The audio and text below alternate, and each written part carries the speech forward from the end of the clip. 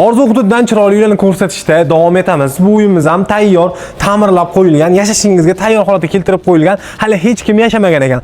Orzu ideal oldidan kirganimizda yo'l yuziga ham yaqin joyda bo'lgan 4 sotuvli hovlimiz sotuvda.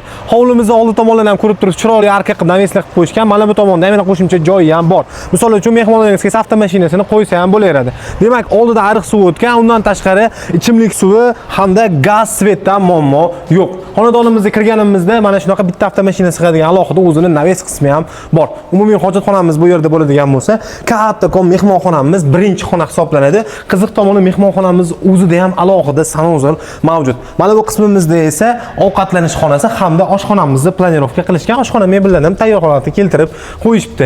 Mana shu yo'lagimiz orqali yurganimizda ota-onalar uchun mo'ljallangan xonamizni bu yerga joylashtirishgan ekan. Ichida tayyor ta'mirlab qo'yilgan sanuzel bilan birgalikda. Hovlimiz yangi zamonaviy stilda ta'mirlab qo'yilgan.